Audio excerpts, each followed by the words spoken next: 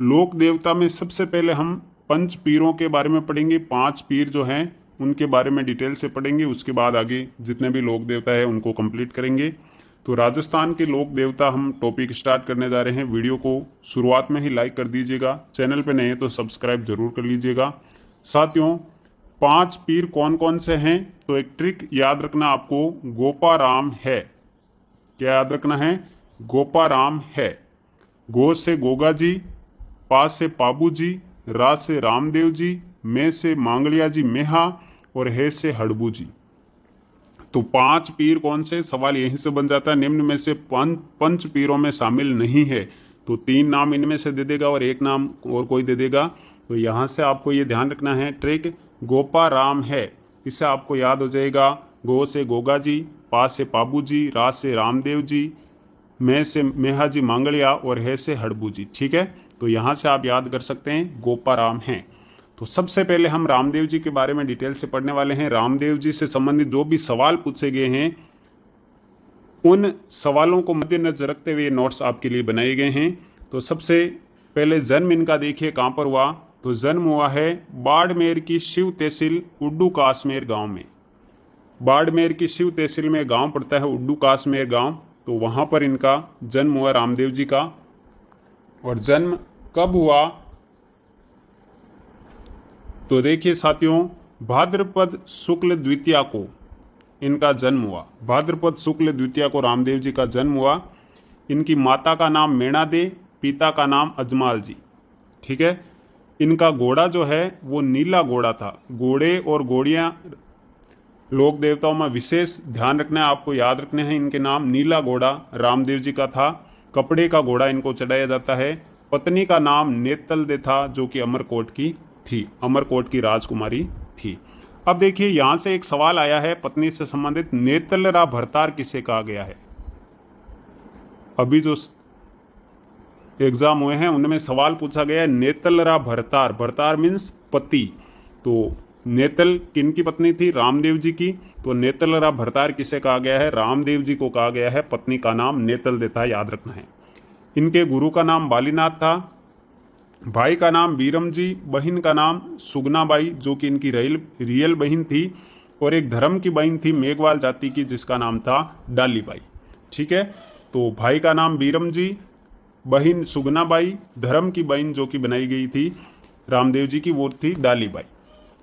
रामदेव जी को कृष्ण का अवतार माना जाता है। मोस्ट इंपॉर्टेंट फैक्ट है साथियों, लक्ष्मण का अवतार, कृष्ण का अवतार, ये सारे एग्जाम में सवाल पूछे गए हैं। तो रामदेव जी को किसका अवतार माना गया है, कृष्ण का अवतार माना गया है।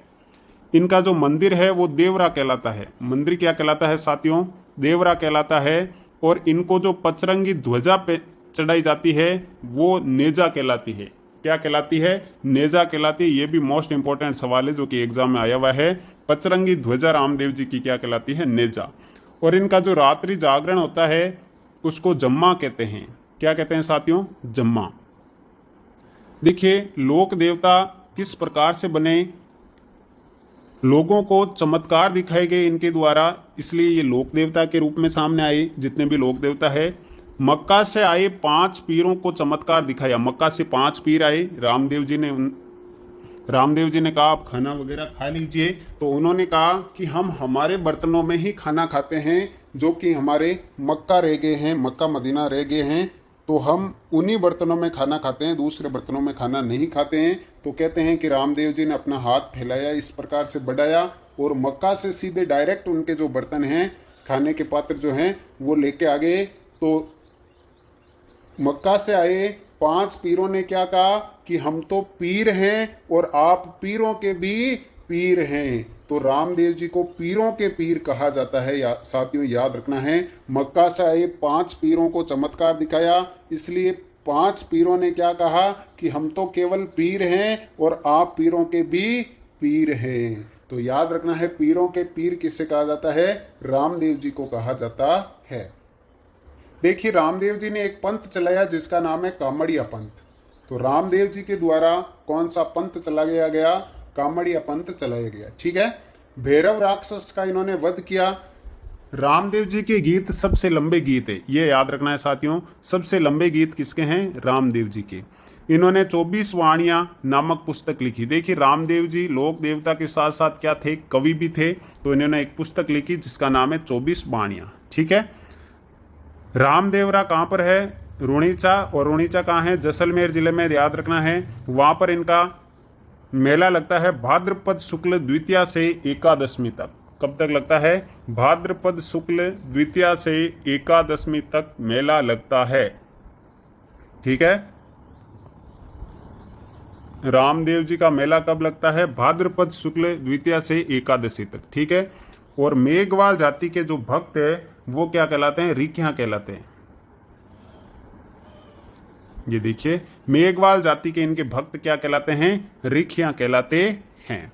इनके अन्य मंदिर कहाँ कहाँ पर है, रामदेवरा में तो मुख्य मंदिर है ही, रुणीचा में, मसूरिया पहाड़ी जोधपुर। ठीक है, मसूरिया पहाड़ी जोधपुर, यहाँ पर भी मेला लगता है।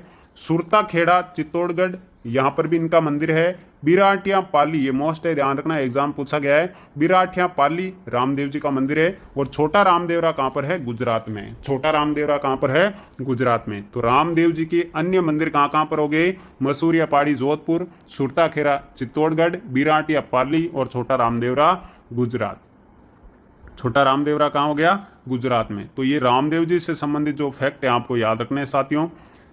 जन्म कहाँ पर हुआ, उड्डू काश्मीर गांव, शिव तहसील बाड़मेर, भाद्रपद शुक्ल द्वितीया को। बाबेरी बीज भी इसे कहा जाता है, ध्यान रखना है। नीला घोड़ा था इनका, पत्नी नेतल दे, अमरकोट की राजकुमारी, माता मेणा दे, पिता अजमाल जी, भाई वीरम जी, बहन सुगुनाबाई, धर्म की बहन डालीबाई।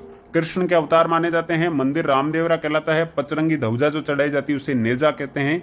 ध्वजा को पताका भी कहते हैं। पचरंगी जो पताका चढ़ाई जाती है उसे नेजा कहते हैं। रात्रि जागरण जम्मा कहलाता है। मेघवाल जाति के भक्त रिखिया कहलाते हैं। मक्का से आई 5 पीरों को चमत्कार दिखाए इसलिए पीरों के पीर कहलाए। कामड़िया पंथ रामदेव जी के द्वारा चलाया गया। भैरव राक्षस का वध किया। सबसे लंबे गीत इनके हैं। कवि भी थे इसलिए 24 वाणियां पुस्तक लिखी। मुख्य मंदिर रुणीचा रामदेवरा में है और ये अन्य मंदिर मैंने आपको बता दिए।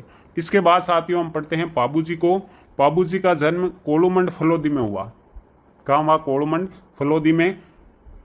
ध्यान रखना है 13वीं शताब्दी में इनका जन्म माना जाता है। कौन सी शताब्दी, 13वीं शताब्दी में जन्म माना जाता है कोलूमंड फलोदी में। पिता धांधल जी, माता कमला दे और सुप्यार दे या फूलम दे इनकी पत्नी का नाम था। पत्नी का नाम क्या है, सुप्यार दे या फूलम दे।